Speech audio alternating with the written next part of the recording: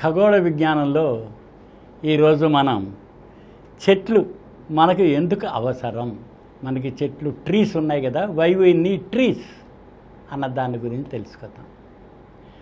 మనందరికీ తెలిసిన విషయం ఏంటంటే ఒక్క భూమి మీద మాత్రమే జీవం ఉంది. ఆ జీవంలో జీవావరణం అంటాం మనం భూమి మీద. దీనికి కారణం ఏంటి అంటే సూర్యుడి నుంచి మన భూమి 9,30,00,000 మైళ్ళ దూరంలో ఉండడం, అంతేకాకుండా తన చుట్టూ తాను 24 గంటల్లో తిరుగుతూ మళ్ళీ సూర్యుడి చుట్టూ 365 రోజులు తిరిగి వస్తాను. అంతేకాకుండా సూర్యుడి చుట్టూ భూమి తిరిగి వచ్చే మార్గానికి భూమి 23.5 డిగ్రీలు వంగి ఉంది. అందుకని ఒక రౌండ్ చేసేసరికల్లా సూర్యుడు ఉత్తరానికి 23.5, దక్షిణానికి భూమధ్య రేఖ నుంచి 23.5 అంటే 47 డిగ్రీలు ఆసిలేట్ అవుతుంది. ఈ ఆసిలేట్ అయ్యేసరికల్లా భూమి మీద సూర్యుని చుట్టే వేడి వెలుతురు మనకి భూమి అంతా వ్యాపించి ఉంటుంది. అంతేకాకుండా భూమి మీద గాలి, నీరు, నేల ఉన్నాయి. ఇవన్నీ కలిస్తే జీవం పుట్టుకొచ్చింది. మన సూర్య కుటుంబం ఏర్పడే 4.5 బిలియన్ సంవత్సరాలు, అందులో జీవం పుట్టుకొచ్చి 3.5 బిలియన్ సంవత్సరాలు. ఈ జీవావరణాన్ని ప్రకృతి అంటాం మనం. ఈ ప్రకృతిలో ప్రధానమైనది చెట్లు, గ్రీనరీ. ఈ చెట్లు, చేమలు, జంతుజాలాలు, దాత పక్షులు, జలచరాలు, ఇవన్నీ క్రిమికీటకాలు, ఇవన్నీ మనకి లైఫ్లో ఒక భాగం. అయితే చెట్లకి ప్రధానమైన పాత్ర ఉంది. చెట్లు అన్నది ప్రధాన భాగం ఈ ప్రకృతిలో. అందుకని ఈ చెట్ల యొక్క లాభం ఏమిటి అంటే అది ముఖ్యంగా ఆక్సిజన్ను విడుదల చేస్తాయి. గాలిలో ఉన్న కార్బన్ డైఆక్సైడ్ని పీల్చుకుని కిరణజన్య సంయోగ క్రియ ద్వారా మనకి అంటే సూర్యుడి నుంచి లభించే సూర్యరశ్మి, దాంతో గాలిలోని కార్బన్ డైఆక్సైడ్, దాని తర్వాత నీటిలోని H2O, హైడ్రోజన్, ఆక్సిజన్ ఉంటాయి. ఇవన్నీ కలుపుకొని చెట్టు ఎదుగుదల ఉంటుంది.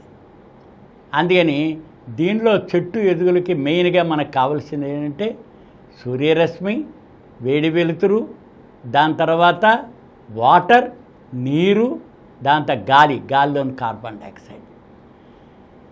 కార్బన్ డైఆక్సైడ్ ఏం చేస్తుంది? పీల్చుకోవడం వలన చెట్టు దానిలో ఉండే కార్బన్ శాతాన్ని పెంచుకుంటుంది. ఇప్పుడు ట్రంక్ అంతా కార్బనే.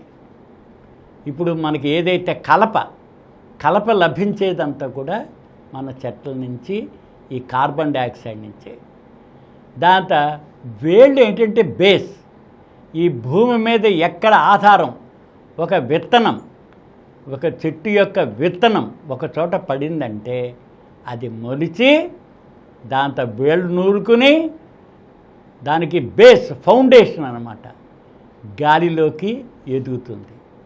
మనం చూస్తుంటాం మన భూమి, గుట్టలు, దాంతో గోడలు, ఎక్కడైతే గోడలు అవి ఉంటాయో కూడా వాటిల్లో కూడా పెరిగి వస్తుంది. సాధారణంగా చెట్టు అంతా గాలిలోనే ఉంటుంది. 99% గాలే. అందుకని చెట్లు గాలిలో హ్యాంగ్ అవుతున్నాయని అంటుంది. ఎందుకని? బేస్. ఇంకా కొంత మినరల్స్ ఇవన్నీ కూడా భూమి నుంచి తీసుకుంటాయి. మనం ఎరువు రూపంలో వేస్తాం. అడవుల్లో మనం ఇట్లా దానికేం మనం ఆహారం పెట్టట్లా, కానీ చెట్లే మనకి ఫుడ్, ఆహారాన్ని ఇస్తున్నాయి. ఈ ఆహారం ఇస్తున్నాయి కాబట్టి మిగతా జంతువులు, పక్షులు ఇవన్నీ అక్కడ దానిలో కాసే ఫ్రూట్స్, దాంతో ఇవన్నీ కాయలు, పండ్లు, ఇవన్నీ చెట్ల నుంచే మనకు వస్తున్నాయి. అందుకని మేజర్గా మిగతా వాటిలన్నిటికీ చెట్ల నుంచే ఆహారం లభిస్తుంది. అంతేకాకుండా గాలిలో ఉన్న కార్బన్ డైఆక్సైడ్ని పీల్చుకుంటుంది కాబట్టి గాలిని అది శుభ్రం చేస్తుంది. అలాగే ఏమైనా టాక్సిక్ పదార్థాలు ఉన్నట్లయితే వాటిని వదిలిపెట్టేస్తుంది అన్నమాట. ఇంతే కాకుండా గాలిది చెట్లు అనేది వర్షం పడడానికి ఉపయోగపడుతుంది. దాంతో క్లైమేట్ కంట్రోల్, దాంతో టెంపరేచర్ కంట్రోల్ చెట్లే చేస్తున్నాయి. అందుకని వాటర్ సైకిల్ అంతా కూడా ఈ చెట్ల వల్లనే జరుగుతుంది. Water cycle, temperature control, climate control, వీటిల్లో ప్రధాన పాత్ర చెట్లు నిర్వహిస్తున్నాయి. అందుకని ఓ టెంపరేచర్ను కూల్ చేయాలన్నా, లేకపోతే మీరు చూడండి ఎండాకాలం కూడా చెట్ల ఆకులు పట్టుకు చూడండి చల్లగానే ఉంటాయి. చెట్ల ఆకులు వేడిగా ఉండవు, కాండం కూడా చల్లగానే ఉంటుంది. కారణం ఏమిటి? గాలిలో తేమని, నేలలో తేమని ఈ చెట్లే మెయింటైన్ చేస్తాయి. అంతేకాకుండా వర్షాలు మేఘాలు ఏర్పడడానికి, మేఘాలు వర్ష రూపంలో కురవడానికి అవి చెట్ల మీద పడితే చెట్ల మీద ఉన్న నీరు కాండం నుంచి వాటర్ నుంచి వస్తే ఈ మినరల్స్ అన్నీ కూడా వర్షపు నీటిలో కిందకి వచ్చి దాని తర్వాత వేళ్ళవి పీల్చుకుంటాయి. దాంతో సాయిల్ ఇరోజన్, ఇప్పుడు కొండల మీద చెట్లు ఉండబట్టి ఏమంటే కొండ జారిపోదు, ఆ మట్టిని అంతటిని రిటైన్ చేసి ఉంచుతుంది. గడ్డి కూడా ఇలాంటివి చూడండి, ఎనీ గ్రీనరీ చెట్లు అంటే పెద్ద ఇవేనే కాకుండా మనకి సర్ప్స్ ఇవన్నీ కూడా చూసుకున్నట్లయితే జారిపోతుంటుంది. దాంతో తేమ శాతాన్ని పెంచుతుంది, అటు గాలిలోనూ ఇటు నేలలోనూ. అందుకని ఇతర మొక్కలు డిపెండ్ అవ్వడానికి. అంతేకాకుండా వైల్డ్ లైఫ్ అంతా కూడా ఈ చెట్ల మీదే ఆధారపడింది. పక్షులు చెట్ల మీదే నివసిస్తాయి, జంతుజాలాలు ఇవన్నీ చెట్ల కింద, చెట్ల మీద. రెండోది చెట్లు చాలా షేడ్ ఇస్తాయి, షెల్టర్ ఈ జంతువులకి. దాని తర్వాత ఇది ఆది మానవుడు కూడా గుహల్లో చెట్ల కిందే ఉన్నాడు. మీరు రోడ్డు మీద నడుస్తూ ఉంటారు, ఎండ బాగా కాస్తూ ఉంటుంది, వెంటనే మీరు చెట్టు కింద నించుంటారు నీడలో, షేడ్కి. అందుకని షేడ్. మనం కనుక ఇప్పుడు రోజుల్లో చూసినట్లయితే సూర్యరశ్మికి రోడ్లన్నీ వేడెక్కిపోయి తారు కూడా కరిగిపోతూ ఉంటుంది, బిల్డింగులు కూడా వేడిగా ఉంటాయి. కానీ పక్కనే ఉన్న చెట్టు షేడ్ కింద వెళ్ళేసరికల్లా మనకి ఆ నీడలోకి చల్లగా ఉంటుంది. ఈ మధ్య మెజర్ చేస్తే మీకు రోడ్డు మీదేమో 40-50 డిగ్రీలు ఉంటూ ఉంటుంది టెంపరేచర్. ఆ పక్కనే ఉన్న చెట్టు, పెద్ద చెట్టు కింద నీళ్ళలోకి వెళ్ళి చూస్తే 30 డిగ్రీలే ఉంటుంది. చెట్టు కింద అంటే టెంపరేచర్.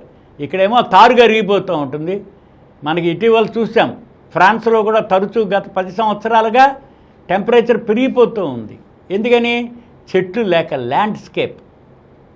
అందుకని చెట్లు చాలా వరకు టెంపరేచర్ కంట్రోల్ చేయడం, దాంతో వాటర్ వేపర్ని ఇంప్రూవ్ చేయడం, గాల్లో తేమ శాతాన్ని పెంచడం, ఇవన్నీ కూడా మనకి కనిపిస్తూ ఉంటాయన్నమాట.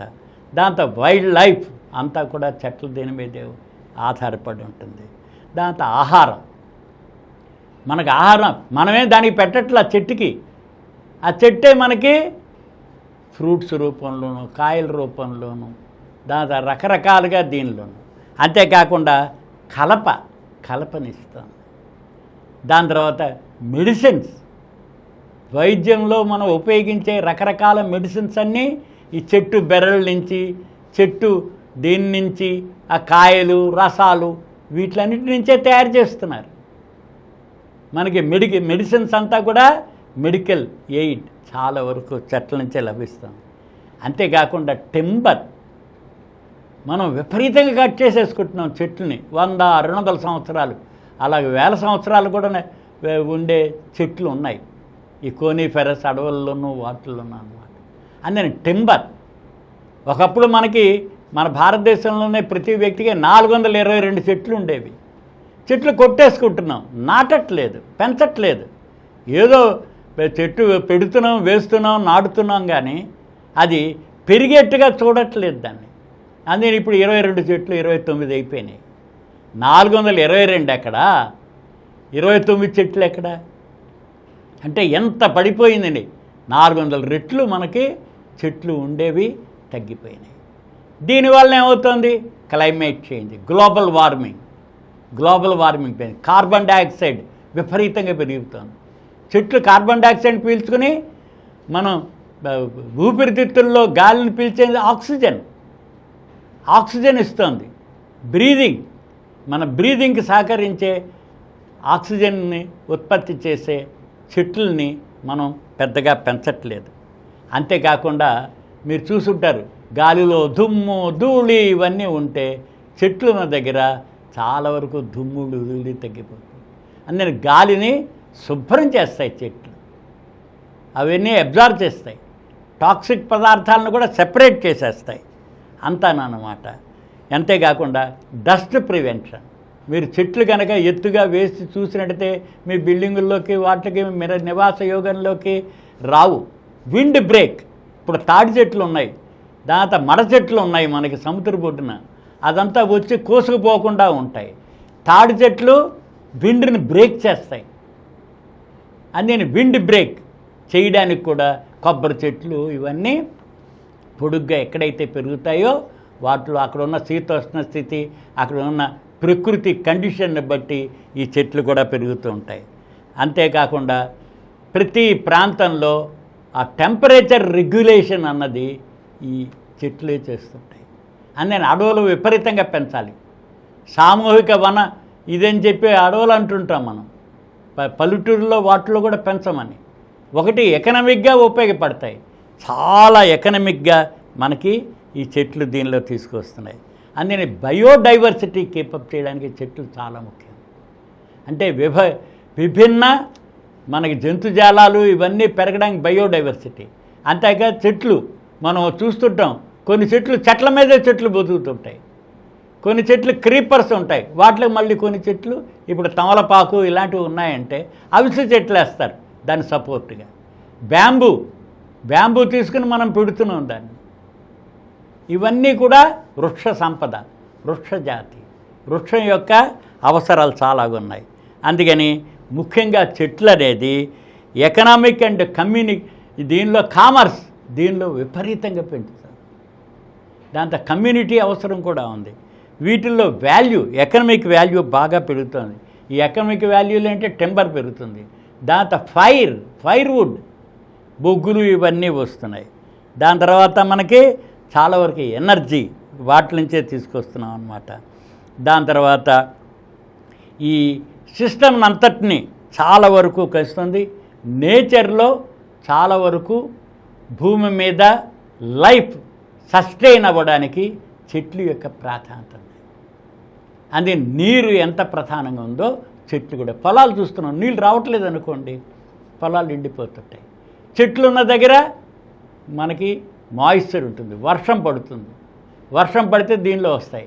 ఆ సెలయర్లోనూ వీటిల్లో కొట్టుకొచ్చే నీటిలో కూడా చాలా మినరల్స్ ఉంటాయి. దాంతో ఒక చెట్టు ఆ ఆకులు అవి కుళ్ళిపోయి మెన్యూర్ తయారవుతుంది. ఆ మెన్యూర్ నుంచే మళ్ళీ కొత్తవి వస్తుంటాయి. ఒకదాని మీద ఒకటి డిపెండ్ అయి ఉన్నాయి. మెయిన్గా చెట్లు యొక్క ప్రాధాన్యత మనం అందరం గుర్తుంచుకోవాలి. గుర్తించి అవి పెరిగేట్టుగా చూడాలి. ఏదో మొక్కలు నాటామంటే సరిపోదు, ఆ మొక్కలు పెరిగి ఫుల్ ఫ్లెడ్జ్డ్గా దాని యొక్క అవసరాలు మనం గుర్తించినట్లయితే, చెట్ల యొక్క అవసరాలు మనం గుర్తించినట్లయితే తప్పనిసరిగా ఉంది మన లైఫ్ అంతా కూడా చెట్ల మీద ఆధారపడి ఉంది. అందుకని అంతేకాకుండా బయోడైవర్సిటీలో మనిషి ఒక్కడే కాదు, ఇతర జంతుజాలాలు, పక్షులు, జలచరాలు, క్రిమికీటకాలు ఇవన్నీ ఉన్నాయి గుడ్ బ్యాక్టీరియా డెవలప్ అవడానికి. అందుకని చాలా వెరైటీస్ ఆఫ్ గ్రీన్ ఇది ఉంది. దాన్నంతా కూడా మనం డెవలప్ చేసినట్టయితే బాగుంటుంది. చెట్ల యొక్క ప్రాధాన్యత ప్రతి వాళ్ళు గుర్తించవలసిన అవసరం ఉంది. ఈ కార్యక్రమం మీకు ఎంతో నచ్చింది కదా. ఇటువంటి మరిన్ని వీడియోల కోసం అనతి కాలంలోనే 21 కోట్ల వ్యూస్ సాధించిన సమరం ఛానల్స్ సమర్పించు సమరం సైన్స్ వరల్డ్ ఛానల్కు సబ్స్క్రైబ్ చేయండి, లైక్ చేయండి, మీ ఫ్రెండ్స్కి షేర్ చేయండి. అలాగే ప్రక్కనున్న గంట సింబల్ని ప్రెస్ చేయడం మర్చిపోకండి.